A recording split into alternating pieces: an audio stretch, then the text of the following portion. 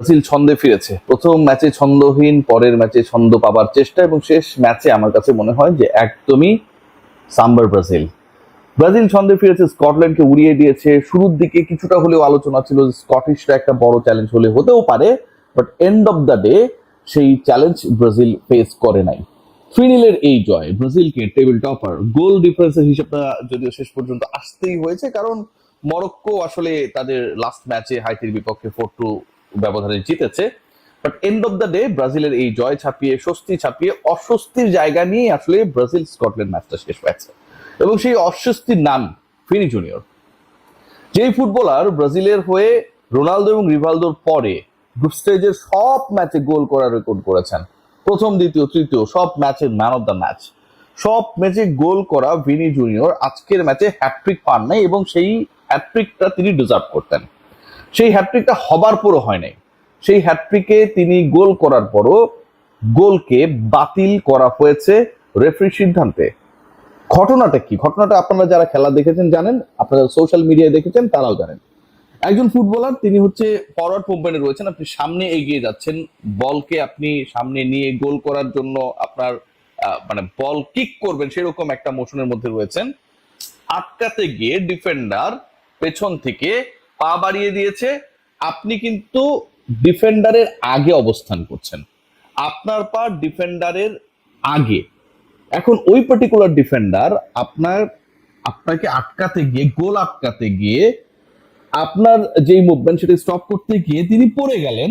পেছনে থেকে ডিফেন্ডার, এটা উল্টা আপনার এগেনস্টে ফাউলের এলিগেশন গেল, গোল বাতিল হয়ে গেল। কোনোভাবে কি এটা অ্যাকসেপ্টেবল হতে পারে? আপনি সামনে রয়েছেন, আপনার পা সামনে রয়েছে, আপনি বলে কিক করছেন, পেছনে থাকা ডিফেন্ডার আপনাকে আটকাতে গেল পিছন থেকে, এবং তিনি আপনাকে আটকাতে গিয়ে, আপনি সামনে রয়েছেন, আপনার পা সামনে রয়েছে, আপনি অ্যাকশনে রয়েছেন, আপনার পা অ্যাকশনে রয়েছে, তিনি পড়ে গেলেন। ফাউল হলো যেই ফুটবলার সামনে রয়েছে তার দ্বারা। মানে এটা আমার কাছে খুবই অ্যাবসার্ড মনে হয়েছে, এবং এটার কারণে ওই মুহূর্তের যে ঘটনা এবং ফ্র্যাকশনস অফ সেকেন্ডসে ভিনি জুনিয়র যে গোলটা করলেন, যেই গোলটা বৈধ হলে তার হ্যাটট্রিক হতে পারতো, আফটার লিওনেল মেসি এবারের বিশ্বকাপে সেকেন্ড হ্যাটট্রিক হতে পারতো, সেই গোল শেষ পর্যন্ত বাতিল করে দেওয়া হলো। এই গোলটা কোন যুক্তিতে বাতিল হলো, কিভাবে বাতিল হলো, এটা বাতিল করার আগে আরো একটু সময় নেওয়া যেত কিনা, ডিফারেন্ট অ্যাঙ্গেল থেকে যেই অ্যাঙ্গেলের স্ক্রিনশট এই মুহূর্তে সোশ্যাল প্ল্যাটফর্মে ভাসছে সেটাকে দেখা যেত কিনা, সেই ব্যাপারগুলোর ব্যাপারে কিন্তু যথেষ্ট কনফিউশন রয়েছে। এবং যেখানটায় স্কটল্যান্ড, মানে যাদের পক্ষে ফাউলের সিদ্ধান্ত গেছে, ভিনি জুনিয়র সামনে ছিলেন, তিনি বলে কিক করছিলেন, বল নিয়ে তিনি দৌড়চ্ছিলেন, তিনি অ্যাকশনে ছিলেন, পেছনে থাকা ডিফেন্ডার পড়ে গেলেন, সেই ডিফেন্ডার স্কটল্যান্ডের, সেই স্কটল্যান্ড ফাউলের জন্য কোনো ধরনের অ্যাপিল করেনি। যেই দলটা ফাউলের জন্য অ্যাপিলই করলো না তাদের পক্ষে ফাউল গেছে। আর যেই দলের ফুটবলার তিনি আসলে যেভাবে তার কাজটুকু করার কথা সেভাবেই করছিলেন, তার এগেনস্টে ফাউল হলো, গোল বাতিল হয়ে গেল। এবং এই গোল বাতিল হওয়াটা আজকের ম্যাচে ভিনি জুনিয়র যে অন্য দুটা গোল করেছেন, 3-0 ব্রাজিল জিতেছে, স্কটল্যান্ড উড়ে গেছে, গ্রুপ চ্যাম্পিয়ন ব্রাজিল হয়েছে, নেইমার মাঠে নেমেছে 981 দিন পরে, সব ছাপিয়ে এই একটা বিতর্কিত সিদ্ধান্ত, বলতেই হবে এই একটা বিতর্কিত সিদ্ধান্ত আমার কাছে মনে হয় পুরো ম্যাচ জুড়ে সবচেয়ে বেশি প্রভাব ফেলেছে। আফটার দ্য ম্যাচ এই আলোচনাটা সবচেয়ে বেশি হচ্ছে, এবং হওয়াটাও যৌক্তিক। এর আগে যদি ভিনি জুনিয়রের পারফরমেন্স আপনারা বিবেচনা করেন, যে একজন ফুটবলার ভাবতে পারেন রোনালদো রিভালদোর পরে 2002 ওয়ার্ল্ড কাপের পরে গ্রুপ স্টেজের সব ম্যাচে তিনি গোল পেয়েছেন, সব ম্যাচেই ম্যান অফ দ্য ম্যাচ। যেভাবে খেলেছেন মনে হচ্ছিল যে ভিনি জুনিয়র না, সেই স্বর্ণালী সময় রোনালদিনহো যেন মাঠে নেমেছে।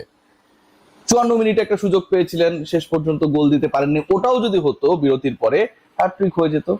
তারপরেও একটা সুযোগ পেয়েছিলেন, ডিরেক্ট মারলেন কিন্তু সরাসরি গোলকিপারের হাতে, সেটাও শেষ পর্যন্ত গোল হলো না। ভিনি জুনিয়রের জন্য ডেফিনেটলি ব্যাড লাক। বাট এই ম্যাচকে কেন্দ্র করে যেই বিতর্ক এবং সিদ্ধান্ত কেন্দ্রিক যে সমস্যাটা হয়েছে, এটা কিন্তু থ্রু আউট দ্য টুর্নামেন্ট চলতে থাকবে, কারণ এই সিদ্ধান্ত কোনোভাবেই ব্রাজিলের এগেনস্টে যাবার কোনো যুক্তি নেই।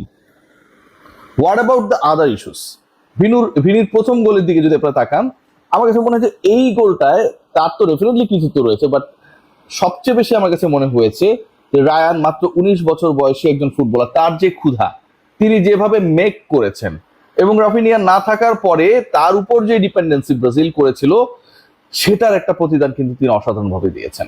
ওপেন নেট মিস করলেও যে চান্সেসগুলো ক্রিয়েট করেছেন, যেভাবে সৃষ্টিশীল ছিলেন, আমার কাছে মনে হয় তার এই ক্রিয়েটিভিটি ব্রাজিলের রেস্ট অফ দ্য ম্যাচেসে এন্ড রেস্ট অফ দ্য স্টেজে একটা বিগ রোল প্লে করবে। বাট আজকের ম্যাচে ভিনির ওই বিতর্কিত যেই গোলটা ভিনির বাতিল করে দেওয়া হলো, বা ভিনির যেই গোলটা বিতর্কিত ভাবে বাতিল করা হলো, এর বাইরে সবচেয়ে আলোচিত সবচেয়ে গুরুত্বপূর্ণ পার্ট মনে হয়েছে নেইমারের প্রত্যাবর্তন আফটার 3 ইয়ার্স।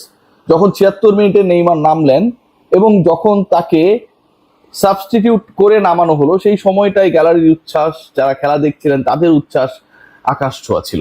নেইমার যে খুব সৃষ্টিশীল কিছু করতে পেরেছেন, নেইমার সুলভ কোনো কিছু করতে পেরেছেন, দেখিয়ে দিয়েছেন এমন কিছু একটা, সেরকমটা না।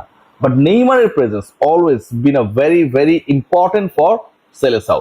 এবং সেই জায়গাটা আমার কাছে মনে হয় যে 981 দিন পর Neymar highest goal scorer for ever for Brazil তিনি যখন নামলেন, এটা আমার কাছে মনে হয় যতটুকু আসলে উচ্ছ্বাসের ছিল তার থেকে অনেক বেশি ব্রাজিল ফ্যানদের জন্য আবেগময় মুহূর্ত। এই ম্যাচে নেইমার আমার কাছে মনে হয় কিছুটা হলেও সতর্ক ছিলেন এবং ওই সময়ের মধ্যে ব্রাজিল 3-0 এগিয়ে গেছে, খুব বেশি প্রেশারও ছিল না।